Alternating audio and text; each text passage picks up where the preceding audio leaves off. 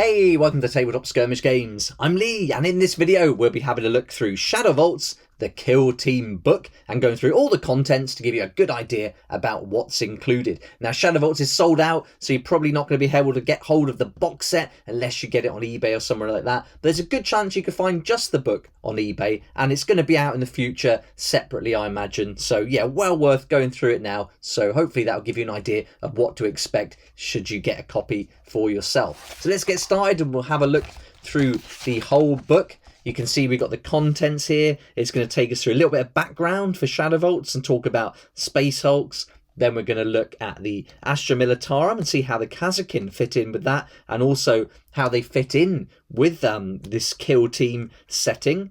Then we've got the Necrons, really great to see their rules updated. And then most of the book is going to focus on the rules for the Kazakin and for the Hierotech Circle kill teams. That's for the Necrons. Then we'll look at the kill zone and the mission packs. Really impressed with the mission packs in here and also Into the Dark. There's lots to like about this. So let's get started. We've got our introduction here, and this is just going to break us in to Kill Team SHADOWVAULTS. And a lot of the information you're going to see over the next few pages is very similar to what we got in Into the Dark. So yeah, don't expect an awful lot of difference there. That's going to be quite similar reading. Before we go any further in the book, I'd just like to say a quick thank you to Firestorm Games. Big thanks to them for sponsoring the channel. And if you'd like to check out their website, I'll put a link in the description down below. Take you there. You can save up to 20% on all your hobby products, not just Warhammer. They've got a huge selection of Star Wars, D&D, loads of other games. What a great store in Cardiff as well, if you can make it there. And they've got other stores around the country too. So it'd be awesome if you check them out. And thanks again to Firestorm Games. But as we get to page 8, we're on to the Ark of Hammernet. Now we're going to get some lore, some background for the Necrons. So this is really fun to read through. And then also for the Kazakin as well. These elite shock assault troops of the Cadian Astra Militarum. So really cool to get these. We've had so many Astra Militarum models in Kill Team lately. So maybe that's going to be it for a while, and we'll start looking at other factions now. Because I think we've got enough. As a Guard player, it's weird to say that, but it has been quite a lot now, and they all seem quite similar. The Krieg, the Breaches, and these. You know, there's some different play styles. As you see in here, there's some interesting abilities called elite points, and that's going to change how these play. So it'd be very interesting to give them a go. I haven't played them yet, but I'm still working my way through here. I want to get them painted as well and finished. But a question someone put on one of my videos today actually was just asking how these would fare against the veteran guardsmen, the Krieg. So that'd be a really interesting playoff to have those two going up against each other with these new rules in play for the Kazakin. So that might be something I'll do a video about later on once I get them ready, because yeah, it'd be really interesting to see how they do. Now we'll keep going and looking through all the different kill teams here with some information about some examples of different kill teams and squad Pavlo, the 5th squad of the Cadian 15th Kazakin Regiment's 11th Company. So this is going to break down that, and it's really cool because it talks about individual troopers who are operatives within the kill team. So I really like this section. Some really nice logos in there, and just the artwork throughout these books I think is really done well.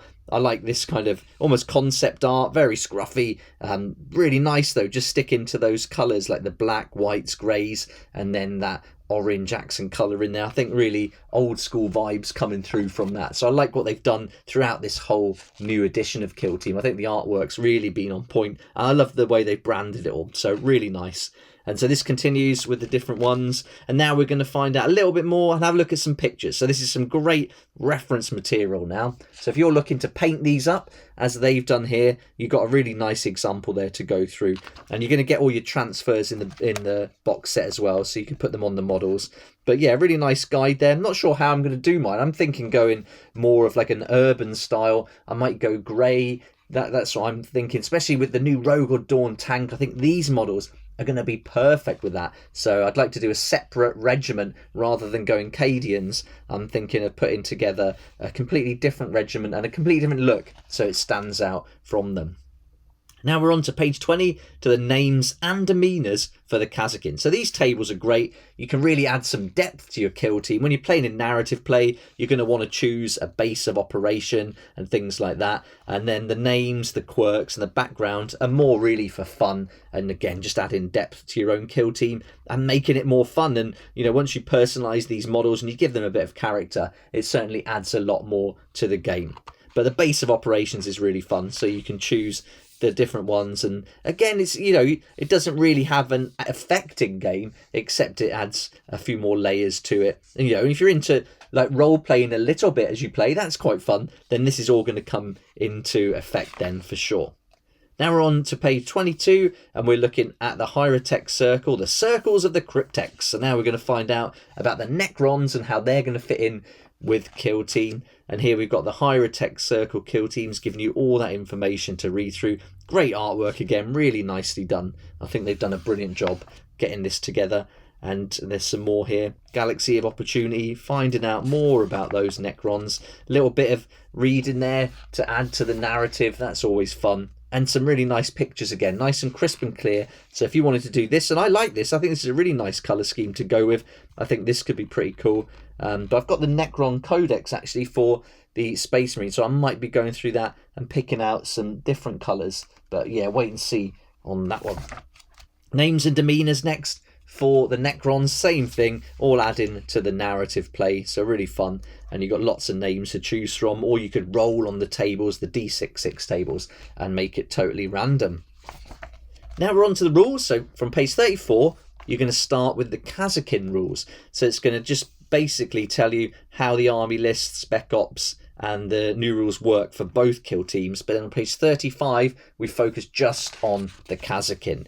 So I went through this in a video when I did the how to build these models and the different variations that you can put together. So that's well worth checking out if you haven't started to build them yet, or even if you haven't got the models. That'll give you a good idea of what you can build from the kit. And again, that kit should be available on its own eventually, so you know that's going to come in very handy when it is. So this tells you about picking your sergeant and then the 9 operatives that you can select from the list. It says here your kill team can include no more than 4 Kazakin gunner and Kazakin sharpshooter operatives combined. So I'm reading that as 1 sharpshooter and then 3 gunners is all you can put in your kill team. Of course, if you get a couple of sets, you could build all the models, have all the different gunners available in your roster. But when you put a kill team together, you're only going to be able to pick either 4 gunners or 3 gunners and your sharpshooter.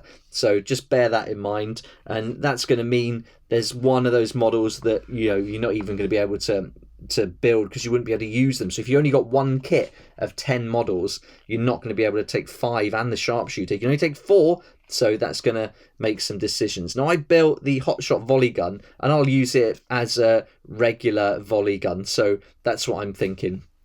I'll just play that as an option where I can swap it and use it as a regular Kazakin trooper and a gunner and switch it round. So, you know, there's no problem for proxying models like that. So 1 kit's enough. You don't have to go out and buy more than that. I think you can certainly make do. And, you know, sometimes being limited and having less options is better. Makes you be more creative with your gameplay. Now we're on to TAC Ops. So you've got your vital objectives, stand fast, secure zone here. And then you've got the ability. Now this is the key thing for the Kazakins. And these are the elite points. So these are really cool. And the idea, as it explains here, is it represents the idea that Kazakin are highly disciplined, physically and mentally robust, and extremely well trained. So basically start the battle with 10 elite points. And each time an operative then fights in combat or makes a shooting attack, in that roll attack dice step of the combat or shooting, you can spend 1 or more of your elite points to adjust 1 and only 1 dice.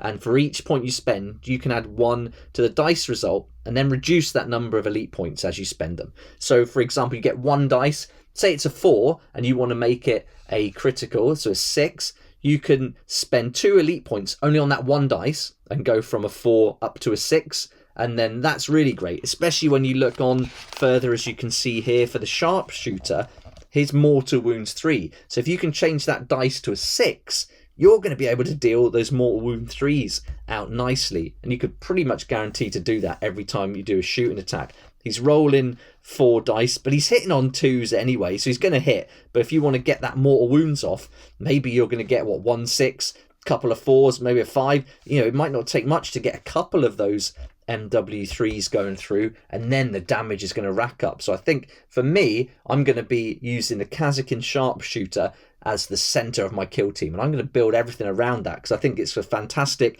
mechanic that I'm really looking forward to trying out. So yeah, these are really cool. And also with your sergeant, you're going to get extra elite points as the game goes on. So really nice, loving this idea. I think that's going to be something completely different to what we've seen so far with the different kill teams. So really interesting to give that a go. Now we've got strategic ploys and tactical ploys. You're going to get 4 of each, so there's going to be plenty of opportunity for tactics there. And then as we work through the different options, you've got the sergeant with all the different weapon choices. I went for plasma pistol and chainsword. I really like that combination. Pretty powerful and strong. Ceaseless is very nice, re-rolling those 1s. But the plasma pistol, AP1 or AP2, if you go hot, that's, supercharge it, go hot. That's the way to go, I think. You could do some proper damage. And it really suits these robust looking characters as well. Then there's the combat medic who can heal. So that's nice, like that. And also, you can give like combat stims. Select a friendly operative visible to them within black of this one, and then they regain 2 D3 lost wounds. So that's a really nice, unique action. So I like that a lot. Then you've got Demo Trooper, so you can lay a landmine, and then if anyone comes in proximity, they're going to trigger it and explode. That's going to be great to see if that works. I really like playing the Bomb Squig when I play my Commando Orcs, but you're at risk of blowing yourself up, and that certainly happens. But I think being able to plant a mine, that's really cool, because you can just plant it and then get out of the way and then put it in a strategic place, maybe over an objective or something. I think that's going to be really fun to try out.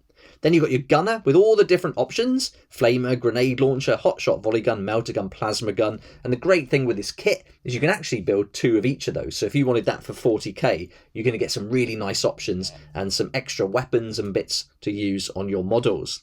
Then we've got a recon trooper, and here he can give some extra AP. Is it him? No, he can't give the extra AP, sorry. This is a different one. This is, here it says, until the end of the turn, each time a friendly operative makes a shooting attack against an enemy operative that's been selected, they get the no cover special rule. So there we go. And he can also do a little bit of reconnaissance, so that's cool. Then we got the sharpshooter, which I've gone through already. You've got an option with his marksman rifle, though, of choosing to do a sharp shot or a snipe. So there we go. And if you snipe, you can be heavy and silent as your special rules. MW3, but you're hitting on 2s. I think it's brilliant. I really like that. He's also got a camo cloak, so he's going to get an additional dice to retain if it's in cover. So that's really good. Then we got the regular trooper. This is the one I was thinking of, the Vox trooper. Select 1 friendly operative in the kill zone, add 1 to its APL. And he can do this twice during the activation. So you can literally use both APL to give extra APL to 2 other operatives. I really like that. And it just says select 1 operative in the kill zone. So it doesn't even have to be visible, doesn't have to be within a certain distance. So that's awesome. I think this guy is really going to help to like buff up some of these other characters. So yeah, that's a really good one to include. Then we've got the equipment. I like the long range scope. That's pretty good. And then you've got foregrip, adrenaline shot, the frag and crack and decoy grenades too. So lots of equipment to try out and see how that works. And then the rest of the rules are all going to go into your Spec Ops campaign play. And so that's got everything you need when you move into those games. So there we go. That's the Kazakin. Now let's have a look at the Necrons. So this is really cool. I actually, when I first got them and put them together and read through the book, I like the Necrons better, which I never thought I'd say over the Guard for sure. And it's quite quirky. I like the Apprentech. I think that's a really nice addition. Really fun. I think the rules are going to be good fun to play, and certainly an improvement on what we've seen before for the Necrons in the compendium. So this was really good. And loads of people have got Necrons from Imperium magazine, the box sets that have been out. So I think this was really something they had to do. They had to bring the Necrons up to date. So really happy to see this. You've got different leaders you can choose. Chronomancer, Psychomancer, Technomancer. And they're going to give a totally different flavour to your kill team as well. That's really interesting. One's going to be more hindering the enemy, whereas one's going to be more protecting and healing their own operatives. So that's really cool. You've got the Plasmacite and or Plasmacite, I'm not sure how to say it, the Accelerator and the Reanimator. So you got one of each of those. So that's going to be 3, and then you're going to pick 5 from this list. Got to take that Apprentech, and then that's going to leave Deathmarks, Immortal Guardian, and Immortal Despotech. You can only take 1 Despotech though, so just bear that in mind. But you can take as many Deathmarks or Immortal Guardians as you want. That will fit in. So for me, I've gone for the, let me see, I can't remember. Which one did I go for? I've got the Chronomancer model, so I've got one of those ready to go. And then I've built the model, the Technomancer. So those are my 2 options that I'm going to go with. I haven't got this one yet, the Psychomancer. So yeah, I won't be using him just yet. But yeah, I think those 2 options are enough. You've got to build the Accelerator and Reanimator, and then I've gone for the Apprentech, 2 Deathmarks, 1 Despotech, and 1 Guardian. I think that's going to be really cool. So nice, 8's a nice number to handle. I like the 6 with the intercessors, and so having 8 is somewhere in between your usual 10 and then those smaller ones. So I think that number is going to be pretty interesting to play as well. You've got your TAC Ops there. Now you've got the abilities, which are really cool. You've got Living Metal, so you probably remember that from the compendium if you played them. And so in the Ready Operative step of each initiative phase, the operative's going to gain up to 2 lost wounds or up to 1 lost wound if it's a Plasmacite operative. So there we go. You're going to get up to 2 lost wounds. So most of them are always going to get 2. So that's really good. Of course, if you've only lost 1, then you're only going to get 1 back. You can't go above your wounds characteristic. Next up is the Reanimation Protocols. So it says here that certain rules can allow friendly operatives to attempt reanimation. The first time a friendly operative is incapacitated, if it attempts reanimation, before removing it from the kill zone, you place a reanimation token underneath as close as possible to the center of its base and leave its order token next to it. But note that the second time each friendly operative is incapacitated, it cannot attempt reanimation. So you can only attempt it once. Then, in the Ready Operative step of each turning point, after resolving the Living Metal ability, roll 1d6 for each of your reanimation tokens. So before, you could do this, and then they would also get Living Metal. That's how I read it. So now you can't. They're just going to come back with a certain number. So you roll 1d6 on a 1 to 2, leave the animation token in the kill zone. Nothing happens. On a 3+, the operative is successfully reanimated though. And then you set that operative up, set up the operative that reanimation token was placed for. It must be as close as possible to the token, not within engagement range of enemy operatives. It's got D3 wounds remaining, so again, you're not going to be having the Living Metal wounds on top. It's only going to come with those D3 wounds. And it has the order of its remaining order token that we had to leave behind, and then you remove the token. So that's a lot better, I think.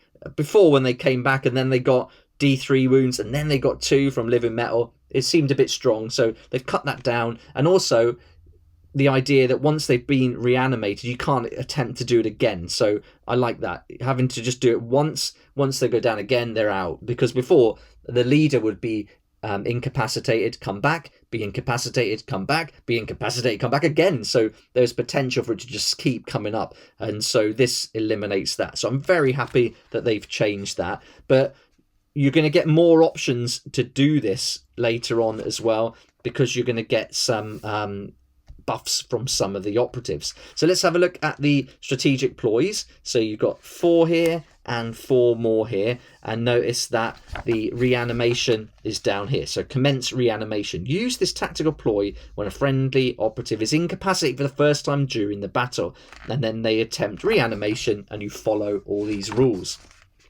You can only do it once. In a tactical ploy, you can only do 1 tactical ploy once per turning point, so that's going to cost you 1 command point, and you can only do it on 1 of your models. But I don't see there's any reason why you can't leave the tokens down for the others and then choose them in the next turning point. So I think that's leaving that option available to you. Now we've got all the data cards for the models. So you've got here Time Splinter, Counter Temporal, Nanomine, and Chronometron. So this is for the Chronomancer. So these are all about affecting time and hindering the enemy, which I really like. I think this is going to be a really interesting one to play. I love his Mortal Wounds 3 AP1 Entropic Lance. That's going to be really cool. Doing 5 points of damage on a hit, 3 on a crit with those Mortal Wounds 3 is very appealing. So I love the idea of that. Not a big fan of stun. So, yeah, I don't normally tend to choose the weapons with stun, but I like the Mortal Wounds and I like AP1. Really good. Hitting on 4s, though. So, you know, all of them, if you notice, all the leaders are hitting on 4s. So that's something to point out. Then we've got the Psychomancer. I haven't spent much time on that because I don't have the model.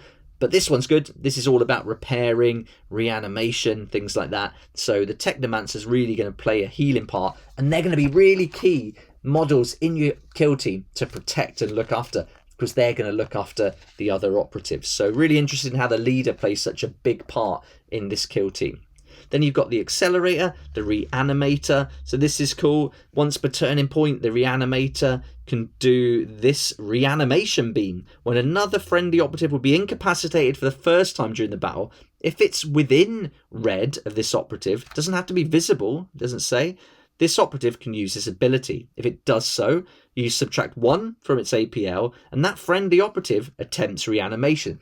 And then you follow the rules back here on page 53. So as well as the tactical ploy, you can do this at once. So this is really nice as well. So you've got 2 options per turning point, one with the reanimation beam and one with the tactical ploy, the commence reanimation. So that's going to give you lots of opportunities to bring them back, not to mention getting some wounds back with your Technomancer as well.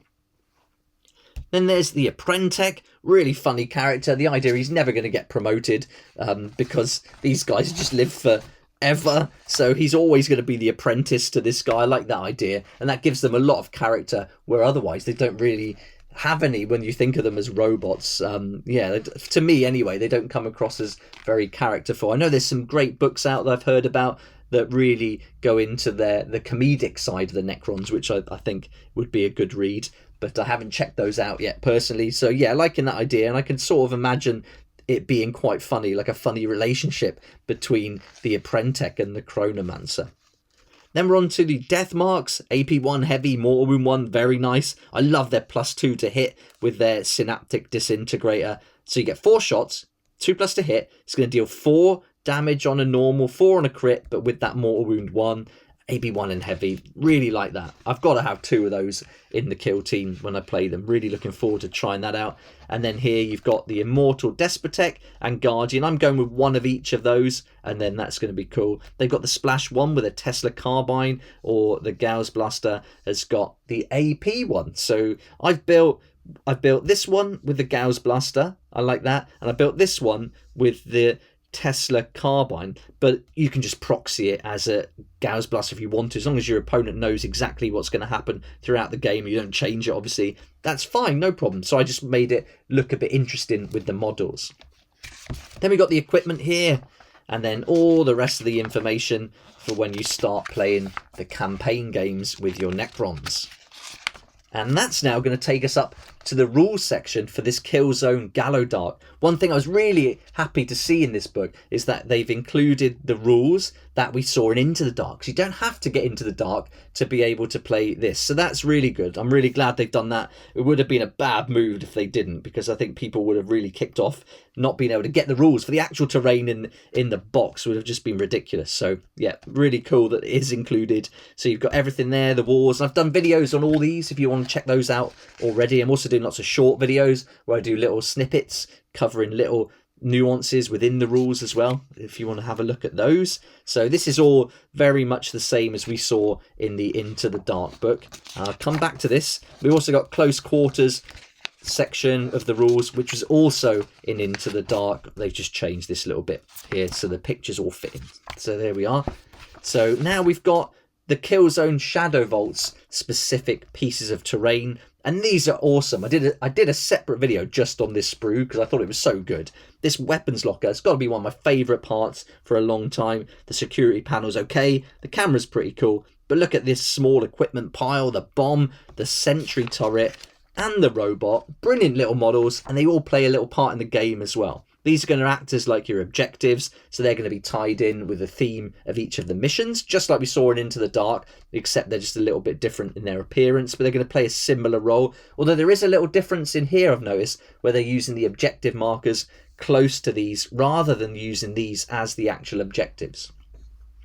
Then we got these equipment piles, which are going to have a little thing to play. They're going to have the light and traversable traits, which I found odd because they're very small. That's small, and they're very thin. Yeah, they're very small, but yet light and traversable. So you get cover from it, and it's going to cost you if you go over it. The bomb's really great. That comes into play later on. And this sentry turret can be operated. It's got automated fire. It gets hot. It cools down. Does all sorts of things. And so that can actually be used to your advantage in the battles as well. So I love how interactive and playful these parts are in the kit. And the same with the robot. You've got different options with it. It can do all different things. It can haul things. It can breach. So that's going to be really fun to play as well. We've seen the close quarter rules.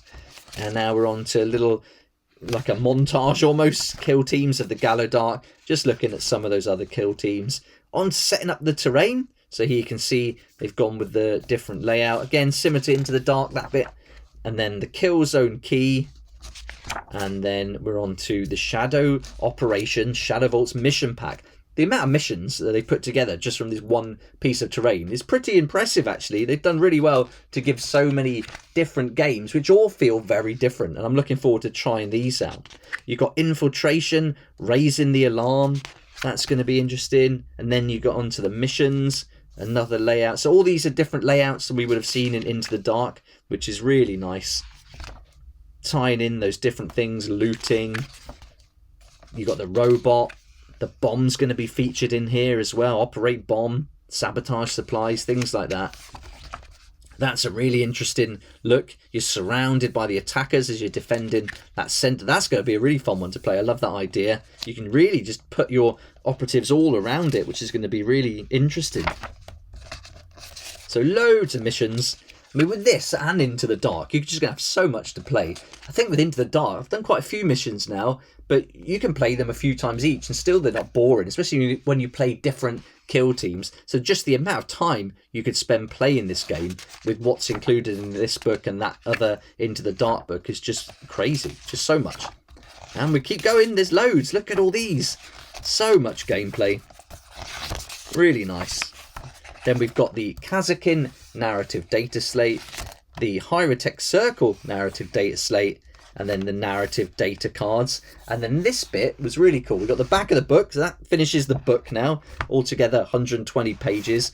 But attached to this was a little flap, and I've got a little video that I'll include over this one so you can see it. Basically, there was a flap here. You open it up and it's got the key to all the parts, so you don't have to keep doing this when you're building a map. You don't have to keep going back and forth in the book. You can simply have this piece of card next to you and put it together. And it made a huge difference. What a nice experience to build it now. Much quicker, much easier. I hate flicking back and forth to books constantly. So really nice to just have that in your hand, that piece of card that you could then just get all the information you need and build the different missions with.